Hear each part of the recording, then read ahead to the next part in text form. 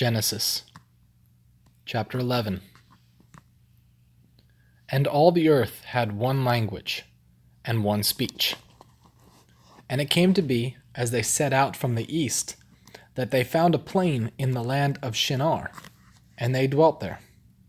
And they said to each other, Come, let us make bricks, and bake them thoroughly. And they had brick for stone, and they had asphalt for mortar.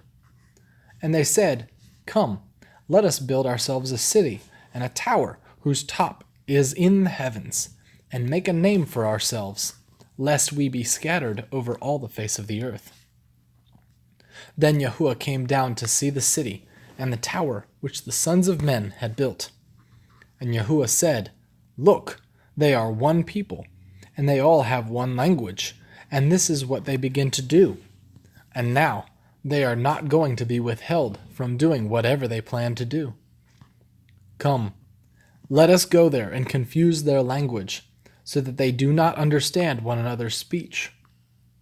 And Yahuwah scattered them from there over the face of all the earth, and they left off building the city. That is why its name was called Babel, because there Yahuwah confused the language of all the earth, and from there Yahuwah scattered them over the face of all the earth. This is the genealogy of Shem. Shem was 100 years old and brought forth Arpachshad, 2 years after the flood. And after he brought forth Arpachshad, Shem lived 500 years and brought forth sons and daughters. And Arpachshad lived 35 years and brought forth Shelah. And after he brought forth Shelah, Arpachshad lived 403 years and brought forth sons and daughters. And Shelah lived 30 years and brought forth Eber. And after he brought forth Eber, Shelah lived 403 years and brought forth sons and daughters. And Eber lived 34 years and brought forth Peleg. And after he brought forth Peleg, Eber lived 430 years and brought forth sons and daughters. And Peleg lived 30 years and brought forth Reu. And after he brought forth Reu, Peleg lived 209 years and brought forth sons and daughters. And Reu lived 32 years and brought forth Serug. And after he brought forth Serug, Reu lived 207 years and brought forth sons and daughters. And Serug lived 30 years and brought forth Nahor. And after he brought forth Nahor, Serug lived 200 years and brought forth sons and daughters. And Nahor lived 29 years and brought forth Terah. And after he brought forth Terah, Nahor lived 119 years and brought forth sons and daughters. And Terah lived 70 years and brought forth Abram, Nahor, and Haran. And this is the genealogy of Terah. Terah brought forth Abram, Nahor, and Haran. And Haran brought forth Lot. And Haran died before his father Terah in the land of his birth, in Kasdim. And Abram and Nahor took wives. And the name of Abram's wife was Sarai, and the name of Nahor's wife Milcah. And the daughter of Haran, the father of Milcah, and the father of Yiscah. And Sarai was barren, she had no child. And Terah took his son Abram, and his son Lot, and his grandson Lot, son of Haran, and his daughter-in-law Sarai, his son Abram's wife, and they went out with them from Kasdim to go to the land of Canaan. And they came to Haran and dwelt there. And the days of Terah came to be 205 years. And Terah died in Haran. Chapter 12. And Yahuwah said to Abram, Go yourself out of your land, from your relatives, and from your father's house, to a land which I show you. And I shall make you a great nation, and bless you, and make your name great, and you shall be a blessing. And I shall bless those who bless you, and curse him who curses you. And in you all the clans of the earth shall be blessed. So Abram left as Yahuwah had commanded him, and Lot went with him. And Abram was 75 years old when he set out from Haran. And Abram took Sarai his wife, and Lot his brother's son, and all their possessions that they had gathered, and the beings whom they had acquired in Haran, and they set out for the land of Canaan. And they came to the land of Canaan. And Abram passed through the land of the place of Shechem, as far as the terebinth tree of Moreh. At that time the Canaanites were in the land. And Yahuwah appeared to Abram and said, To your seed I give this land. And he built there a slaughter place to Yahuwah, who had appeared to him. And from there he moved to the mountain east of Beit El. And he pitched his tent with Beit El on the west and Ai on the east. And he built there a slaughter place to Yahuwah and called on the name of Yahuwah. And Abram set out, continuing toward the south. And a scarcity of food came to be in the land. And Abram went down to Mitzrayim to dwell there, for the scarcity of food was severe in the land.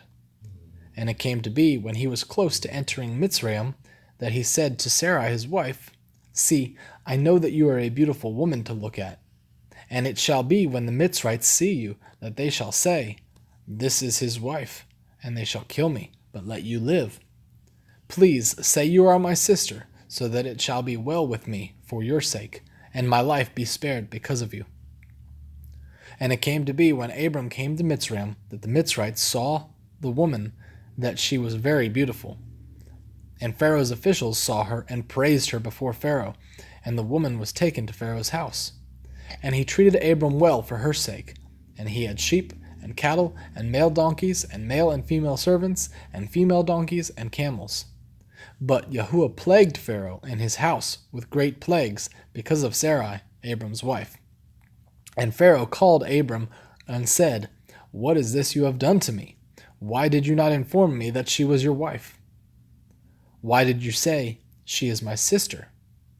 And so I was going to take her for my wife. Look, here is your wife. Take her and go.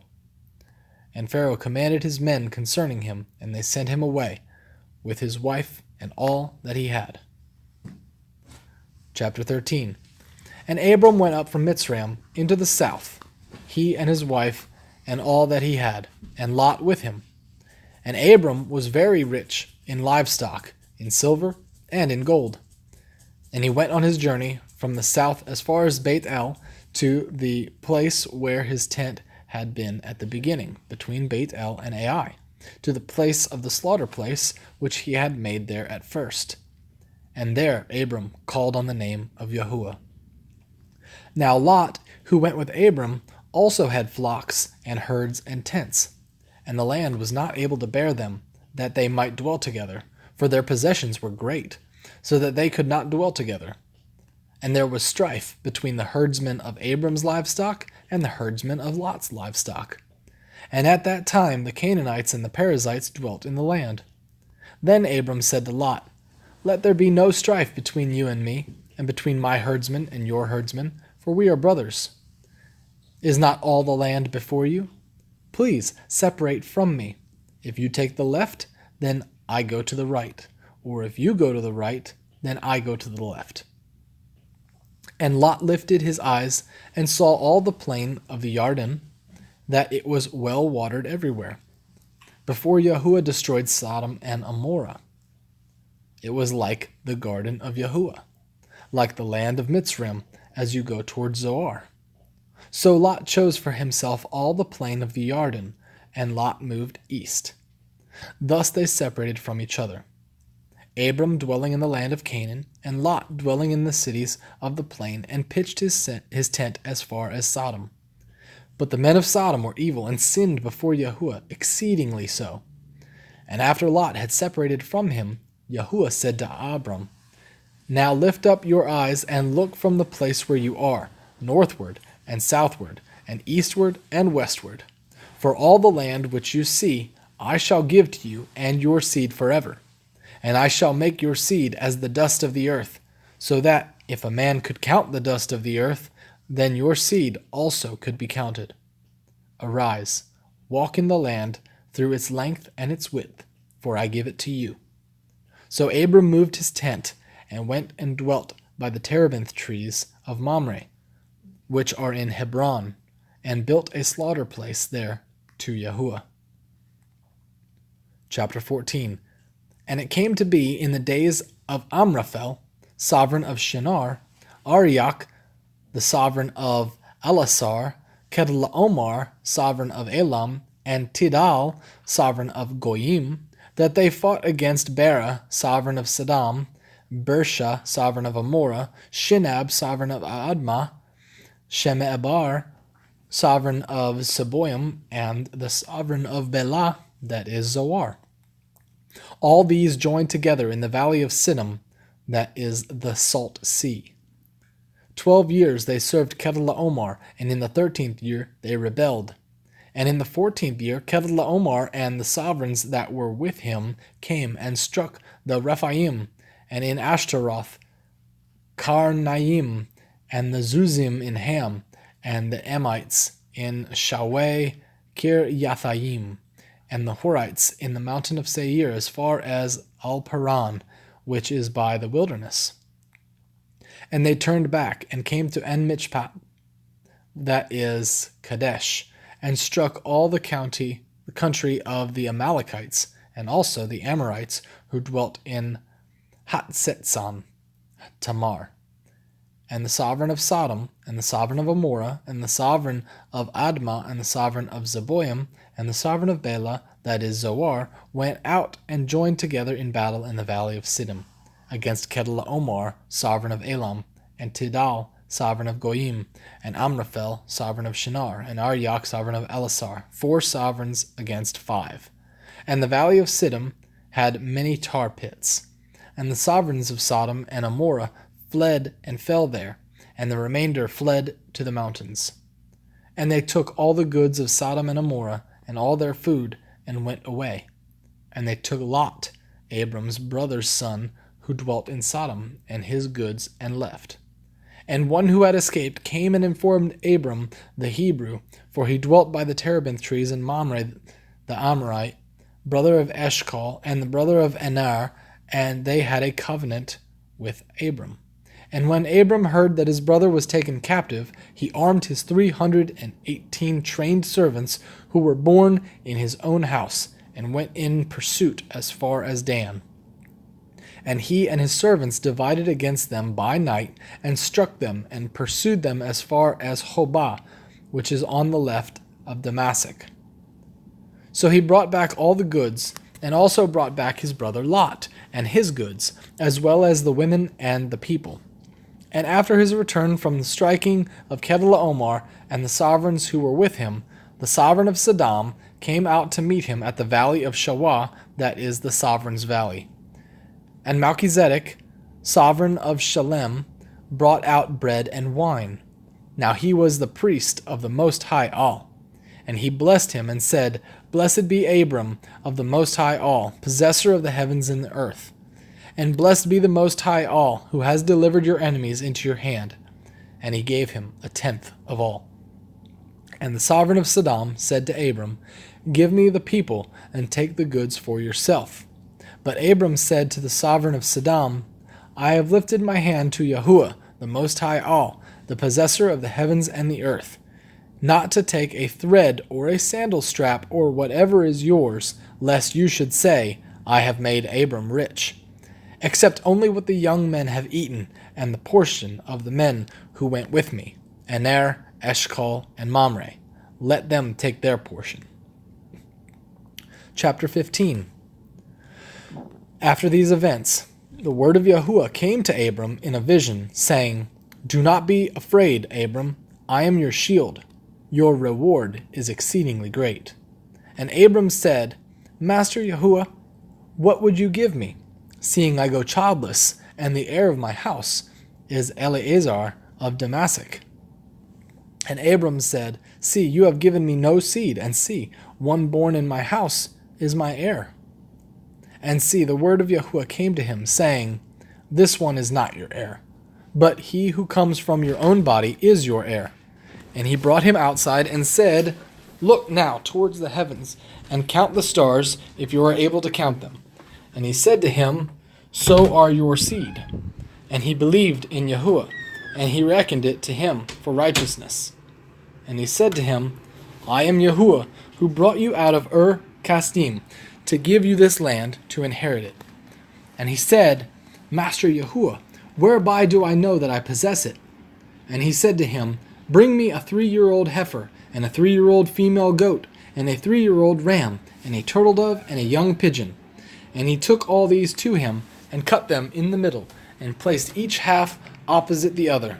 But he did not cut the birds. And the birds of prey came down on the carcasses, and Abram drove them away. And it came to be, when the sun was going down, and a deep sleep fell upon Abram, that see, a frightening great darkness fell upon him. And he said to Abram, Know for certain that your seed are to be sojourners in a land that is not theirs, and shall serve them, and they shall afflict them 400 years. But the nation whom they serve I am going to judge, and afterward let them come out with great possessions. Now as for you, you are to go to your fathers in peace, and you are to be buried at a good old age. Then, in the 4th generation, they shall return here, for the crookedness of the Amorites is not yet complete. And it came to be, when the sun went down, and it was dark, that see, a smoking oven and a burning torch passing between those pieces. On the same day, Yahuwah made a covenant with Abram, saying, I have given this land to your seed, from the river of Mitzrayim to the great river, the river Euphrates, with the Canaanite, and the Kenizzite, and the Cadmonite, and the Hittite, and the Perizzite, and the Rephaim, and the Amorite, and the Canaanite, and the Girgashite, and the Jebusite.